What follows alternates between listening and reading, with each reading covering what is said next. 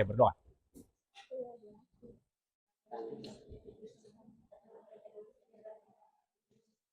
Abraham. Mana Abraham? Abraham. Absalom. Oh, dia tadi Alpa. Baru Yanti. Mana? Mari, perlu bantuan. 3 orang. Mari, maju 3 orang. 3 orang maju ke depan. Kamu tempel media.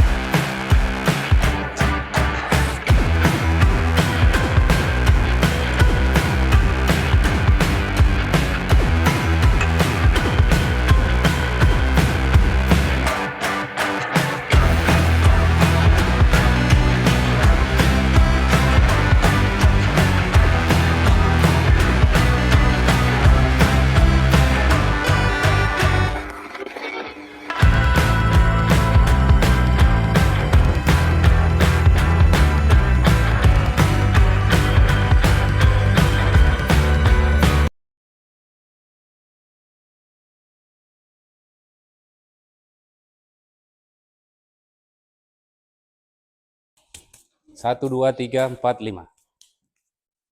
Hitung 1 sampai 5. 1 dari sana. Hitung mulai. 1, 2, 3, 4, 5. Oke.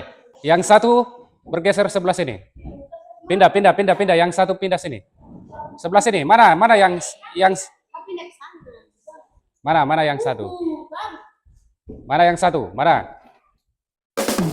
Cuma 3 orang. Oh iya.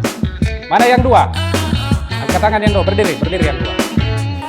Diri. 2 sebelah sini. Pindah sebelah sini.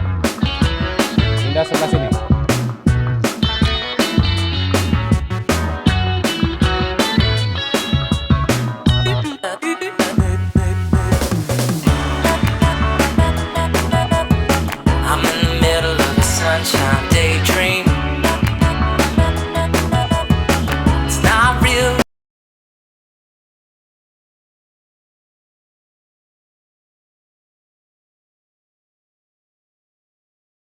Koneksi antar ruang. Koneksi ya. Ada yang sering bilang koneksi HP hilang. Kita paham dulu kata koneksinya ini apa. Koneksi. Biasa saja kita kalau suka tersambung dengan orang harus ada jaringan. Berarti koneksi itu kita boleh artikan hubungan. Menghubungkan jaringan ke HP. Namanya koneksi. Iya toh?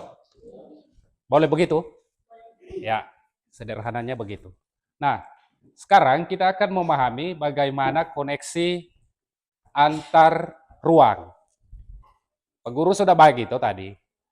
Ada yang dapat dataran rendah, ada yang dapat dataran tinggi, ada yang dapat bukit, ada yang dapat gunung. Bagaimana yang wilayahnya berbeda-beda ini bisa berhubungan, bisa koneksi. Ya, paham toh? Paham. Jadi judul materinya ini, hubungannya dengan gambar-gambar yang Pak Guru tempel ini, itu bagaimana antara dataran rendah bisa terhubung ke pegunungan, dataran tinggi ke perbukitan. Paham ya? Menghubungkan ruang-ruang yang berbeda. Apa yang menjadi tujuan kita hari ini? Tujuan pembelajaran kita itu ada 2. Pertama, menjelaskan pengertian koneksi. Tadi kita sudah kasih bayangan sedikit mengenai koneksi toh. Sudah toh. Kemudian menjelaskan keadaan alam ditinjau dari aspek ruang. Memahami dulu ruang. Lalu bagaimana cara setiap manusia itu bisa terhubung walaupun ruangannya berbeda. Atau bisa berhubungan sampai Teminabuan, bagaimana caranya bisa terkoneksi. Paham toh? Paham. Baik. Yang pertama, Pak Guru akan jelaskan dulu mengenai dataran rendah. Kelompok mana yang dapat gambar ini? Dataran rendah. Kelompok 5 ya. Kelompok 5 coba baca pengertiannya. Tas orang kalau di tempat yang dataran rendah itu lebih cepat terkoneksi ke luar. Karena tempatnya memungkinkan dia bergerak lebih cepat. Oke? Kemudian, sekarang, dataran tinggi. Mana yang dapat? Coba baca.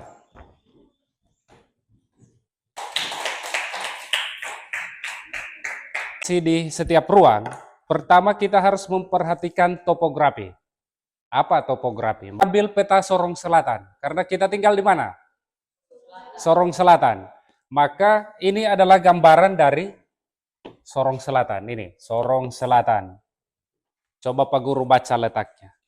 Secara geografis, Sorong Selatan berbatasan dengan Kabupaten Sorong di sebelah utara, Kabupaten Manokwari di sebelah timur, Provinsi Maluku di sebelah selatan, dan Kabupaten Sorong di sebelah barat. Ini yang putih ini Sorong Selatan, di atasnya Maibrat. Ini Kabupaten Sorong. Yang warnanya putih ini adalah Sorong Selatan. Nah, sekarang untuk pembagiannya, daerah pegunungan terletak di distrik Teminabuan, Sermuk, Wayer, Moswaren, dan sebagian ada di Aitinyo kalau dulu. Sekarang daerah pesisir, daerah pantai dan rawa tersebar di distrik Kinawatan, Kais, Kokoda, dan Koda Utara. Paham? Jadi kamu punya ruang di sini, kategorinya adalah daerah apa? Daerah apa? Daerah pesisir. Oke. Daerah pesisir. Baik, kita bikin kesimpulan pelajaran hari ini. Tujuannya kamu bisa menjelaskan pengertian koneksi. Sekarang ruang so paham. Ruangnya itu Pak Guru kasih contoh ada 4. 5 dengan peta Kabupaten Sorong Selatan. Perhatikan di sini. Sekarang kita bikin kesimpulan supaya kita bisa paham materi hari ini. Bagaimana orang bisa terkoneksi? Yang pertama adalah kebutuhan. Orang di pantai tidak mungkin ada panganan yang lebih, tapi mereka berlebih di ikan. Maka dibuatlah hubungan yang pantai dengan misalkan gunung.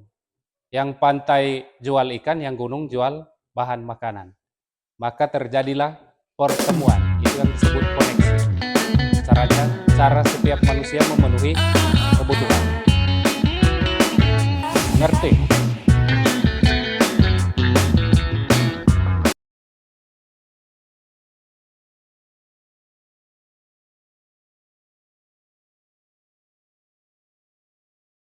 Pertanyaan nomor 1, mana jawaban nomor 1? Pegang, angkat. 1 orang saja yang angkat. Kelompok ini mana? Mana kertas nomor 1? Oke, sudah ya. Soalnya, duduk, duduk. Angkat kertas saja. Soalnya, konektivitas antar ruang dan waktu berarti titik-titik. A. Perbedaan antara satu tempat dengan tempat yang lain. B. Keterkaitan antara suatu tempat dengan waktu yang terjadi. C. Pergerakan manusia dari satu tempat ke tempat lain. D. Perubahan kondisi suatu tempat dari waktu ke waktu. Jawaban yang benar adalah B. Hore.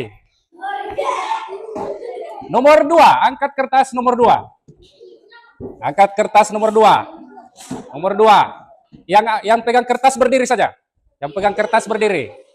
Tapi kalau jawaban benar, semua kelompok bisa bilang hore. Oke? Nomor 2, perhatikan soalnya.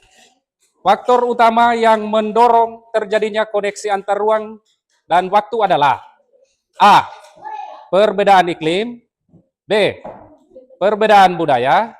C. Kebutuhan manusia. D. Perkembangan teknologi. Jawaban yang benar adalah C. Mantap. Sekarang berdiri yang pegang nomor 3. Perwakilan kelompok yang pegang soal nomor 3. Oke. Pak Guru baca dulu soalnya ya. Kasih selesai dulu baca Pak Guru. Contoh koneksi antar ruang dan waktu dalam kehidupan sehari-hari adalah titik-titik. A. Pengertian musim. B. Pengertian teknologi informasi. C. Perubahan bentuk muka bumi. D. Pertumbuhan penduduk.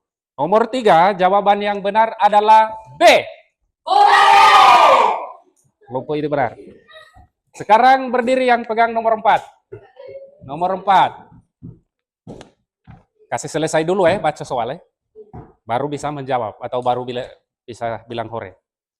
Nomor 4. Dampak positif dari koneksi antar ruang adalah titik-titik.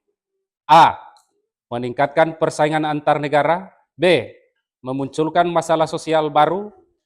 C. Mempercepat penyebaran informasi. D. Menurunnya nilai-nilai budaya lokal. Jawaban yang benar adalah C.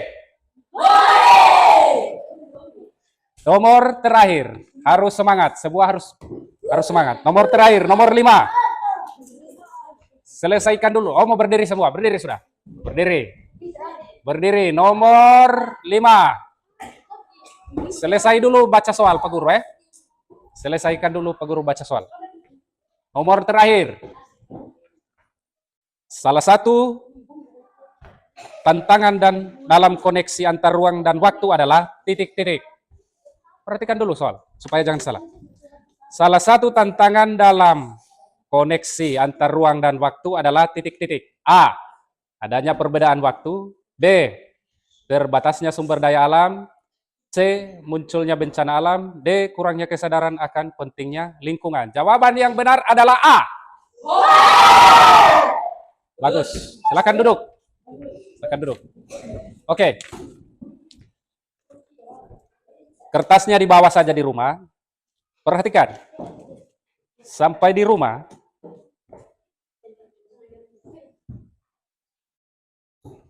ataupun sampai di tempat bermain yang masih agak susah untuk membaca. Cobalah baca-baca apa saja yang didapat di jalan, tidak harus baca buku. Misalkan di jalan ketemu kertas, coba eja, biar ada pembiasaan baca. Toh?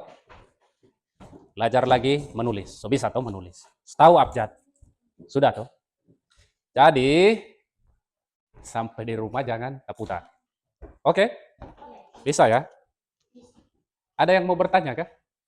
Tidak ada. Siapa yang lapar? Semua. Baik, kalau begitu, supaya kita punya kelas teratur ulang, silakan meja diatur seperti tadi. Dan kursi kembali seperti tadi. Cepat.